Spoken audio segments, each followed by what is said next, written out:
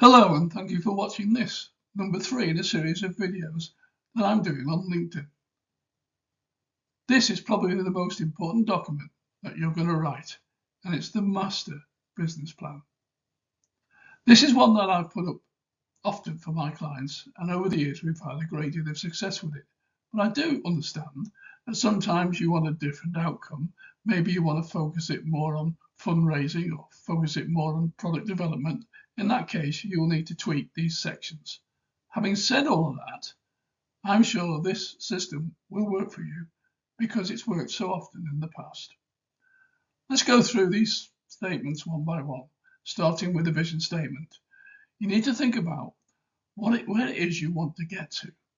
Put that down in writing, and then I would run it through an AI chatbot like Copilot or ChatGPT.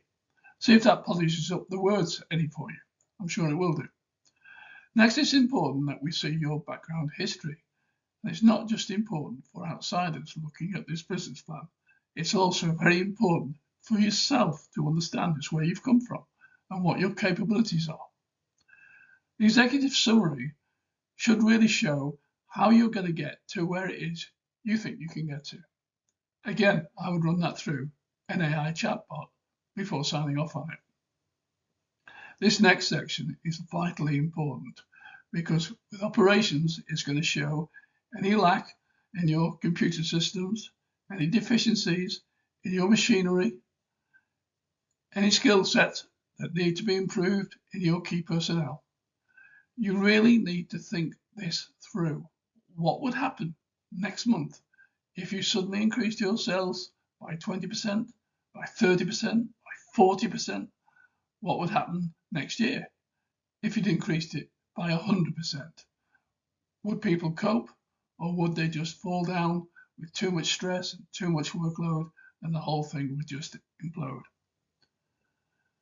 The marketing and sales, two different areas there, two vitally important elements in your business. And I'm very lucky in this series because I've reached out to a number of experts, and one of them is going to come and talk to us about marketing during the next 2 or 3 of these video links that I'm doing.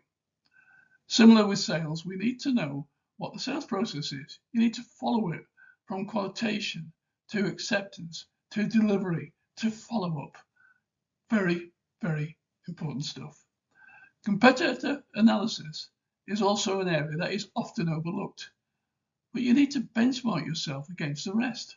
That's how sports competitors improve their performance. I'm sure that you could improve your performance as well. Fundraising and grants. You may think, well, I don't particularly need any fundraising just yet, and I can't see that there's any grants available to me anyway. Don't worry about that. You still need to put something in there, in my view. That's because things often change. Things do change. Things more than likely will change. And if you've got that section ready, then that will improve your business outcomes exponentially.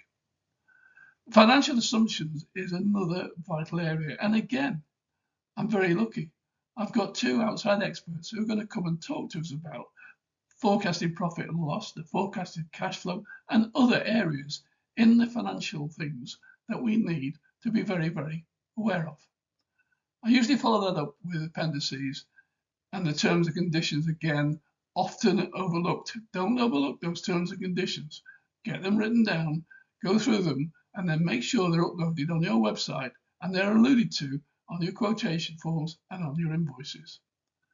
Last appendix that I usually use is for competitor accounts. I go onto Companies House and pull up 2 or 3 of those down and put in any extra information that I can find about them. That's it for now. I hope you've enjoyed looking at this.